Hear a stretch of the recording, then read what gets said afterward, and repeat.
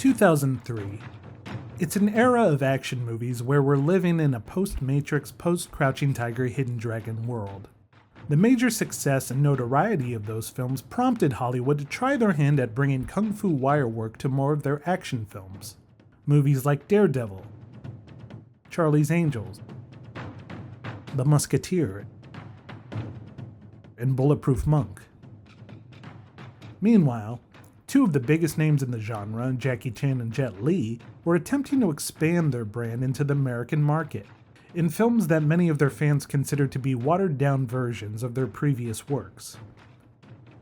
Around the same time, Doug Liman had debuted a newer, visceral style of action to his film The Bourne Identity, which would make its own mark on action films to come.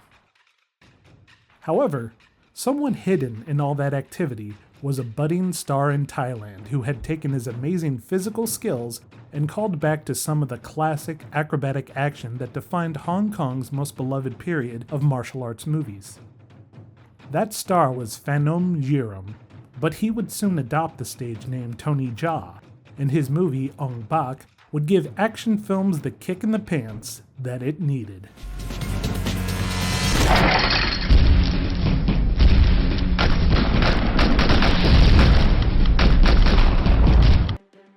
Allow me to backtrack to where I said Ong Bak threw back to the kind of action that defined Hong Kong cinema. A lot of the action in Ong Bak does strongly resemble the kind of daredevil stunts and hardcore fighting that Sammo Hung and Jackie Chan would become famous for. However, in the late 70s and early 80s, Thai action cinema had their own champion in Panna Rittikrai. Although it seems Jaa and Ong Bak would only take influence from classic Hong Kong movies, Panna had actually been doing similar action when he broke out around that same era. He had started his own stunt team while he was in college in 1978. But they would show off their skills in a movie Panna directed and starred in called Born to Fight. And it was in Born to Fight that you can see the seeds being planted for what would eventually be the kind of style that Tony Jaa's movies would adopt. Like the slow motion take which emphasizes full contact made by the fighters. Or the instant replay of a dangerous stunt so the audience can soak it in and rewatch in amazement.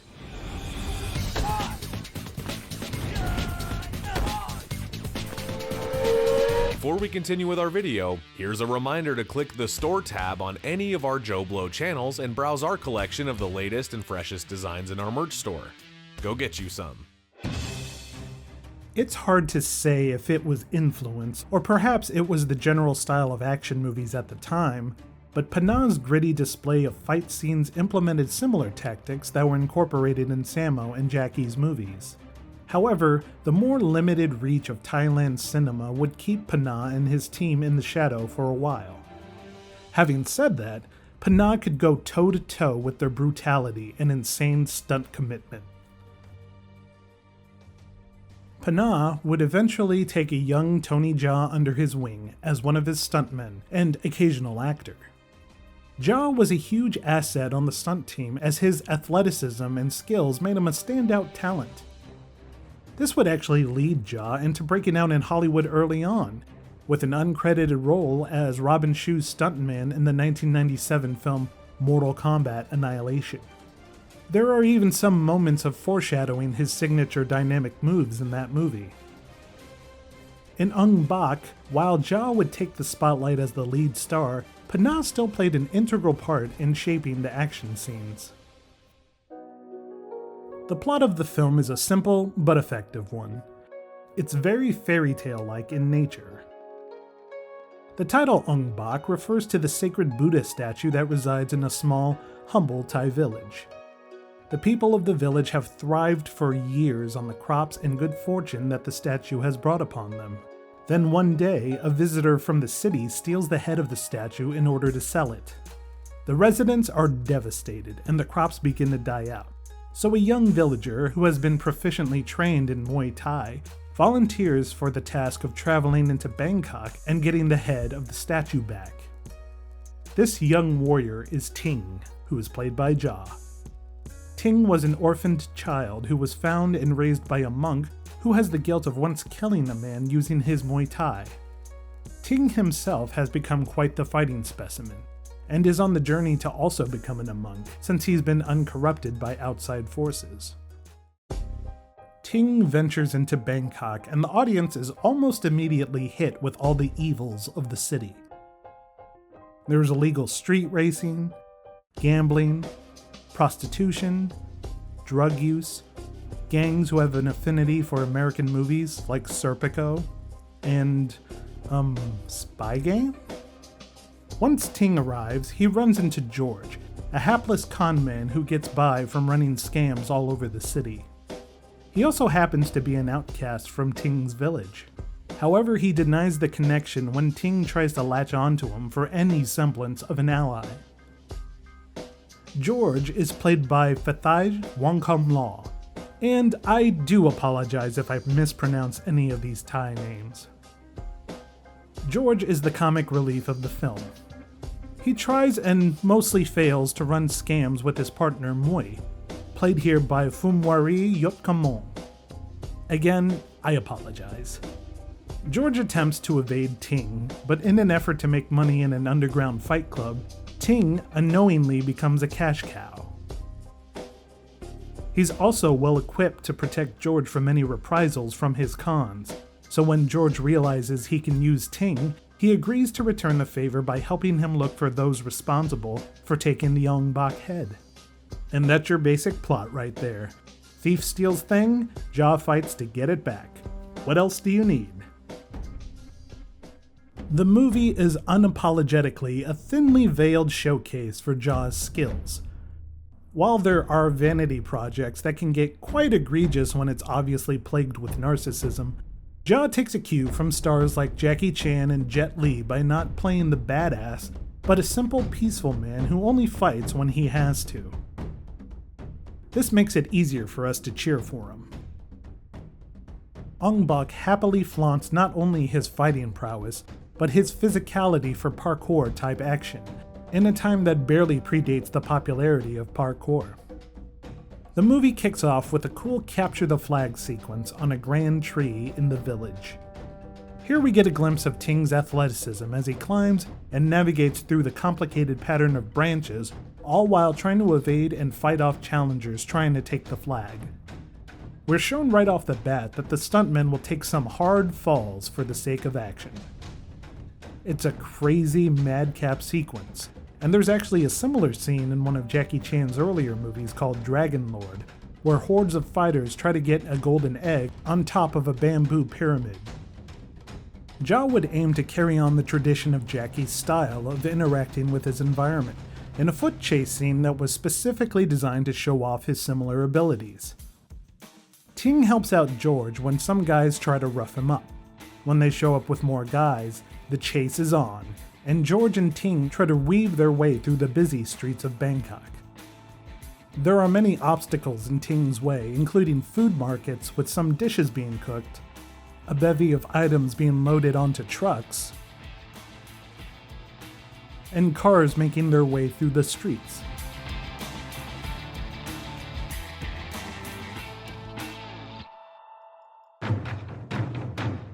The movie isn't just a coming-out party for its star. Ong Bak also proudly aimed to showcase to the world some of the more authentic practices of Muay Thai. In Jean-Claude Van Damme's movie Kickboxer, a lot of attention was paid toward the art. While there are traditions shown, the action itself was more or less of what can be found in his other movies. In an early scene in Ong Bak, there's a nice introduction to this style when Ting performs a kata using a list of offensive and defensive moves. He shouts the names of the moves as he performs, which makes this scene Muay Thai 101 for the viewers. You can see the major emphasis that the style places on elbows and knees for maximum damage. And what makes this part even more impactful is that later in the movie, he uses all these distinctive moves during some of the fight sequences.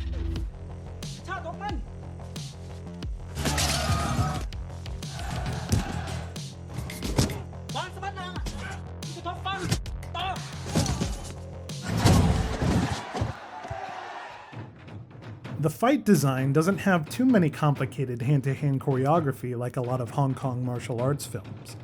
The combat scenes are an interesting mix of grit and spectacular moves. This includes Ja displaying his amazing jumping ability to soar across the room for big hits, or pulling off some really showy kicks. In between all that, the choreography can get surprisingly grounded. There are times where the hits hold a lot more weight since they aren't film graceful, and they don't instantly put down the opponent.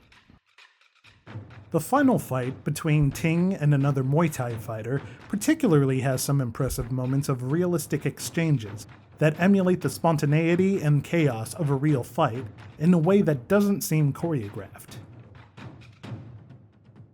One interesting aspect to note is sometimes in these fights, Ting looks seemingly invincible as he takes multiple hits but keeps coming.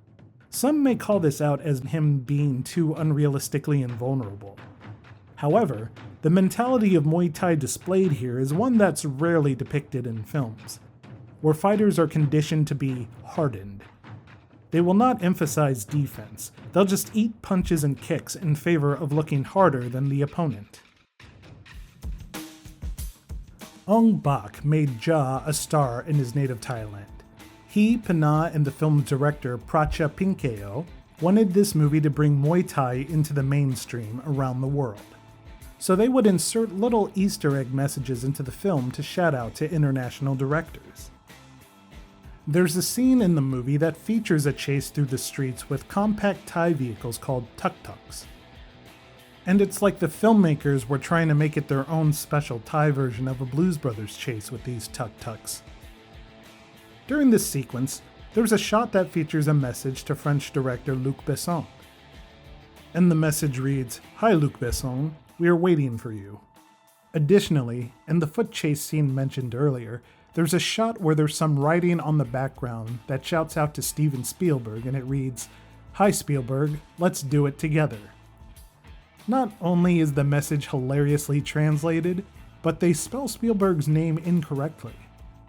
Although Spielberg didn't respond, Luc Besson, who dabbles in martial arts action here and there, even collaborating with Jet Li on a few occasions, would become the one to help distribute this movie internationally, and the Besson cut became available everywhere. The company Magnolia would distribute his version in America in 2005, and they would send Ja around the country in a press tour to introduce himself to American audiences, even performing the demonstration during halftime at a Dallas Mavericks game.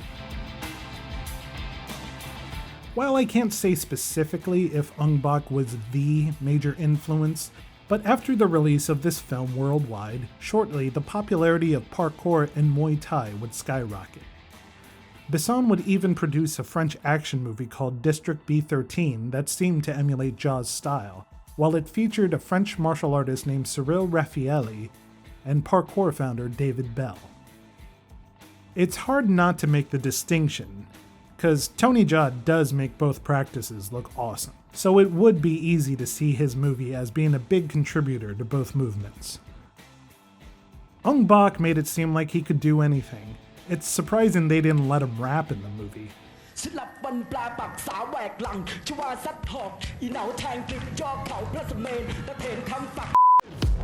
Ja would reunite with the dream team of Pana and Prachya for his next movie, Tom Yum Goong, or The Protector. The success of their first movie got them a much bigger budget for this sophomore effort. Where Ong Bak had Ja going to the city to get back his statue head, The Protector had him traveling to Australia to get back his stolen elephant. Yep, his stolen elephant. In that film, he constantly shouts, "Where's my elephant?" which is a pain that only Bart Simpson can relate to. Where's my elephant? Where's my elephant? The Protector would follow similar story cues, even having Fathaj return as another comic relief character. But the action is turned up with more elaborate and jaw-dropping sequences. There's even a bit where Ja bumps into Jackie Chan. However, Chan is played here by a look-alike. There would be 2 sequels made to Ong Bak that were filmed somewhat back-to-back in 2008. Here, Ja also took a seat in the director's chair for the first time. Those films would be sequels in name only, as Ja played a completely different character in an unrelated story that took place in the year 1431. The reception of both Ong Bak 2 and 3 would not be as warm as the first film. Eventually, Tony Jaa would break into several Chinese and Hollywood productions. These include American films like the Vin Diesel movies Furious 7 and XXX The Return of Xander Cage. He could also recently be seen in The Expendables 4. And on the Chinese side, he would also co-star in the sequels to SPL, aka Killzone, and the Ip Man spin-off Master Z. Ong Bak looks crudely made by modern standards. It doesn't have a lot of flash, but it doesn't need to. It has an ace up its sleeve with Ja. The confidence the film has in its star and its native traditions make this film an entertaining watch, even if it gets silly at times. It's simple, it's raw, it's hard-hitting, much like the style of Muay Thai itself.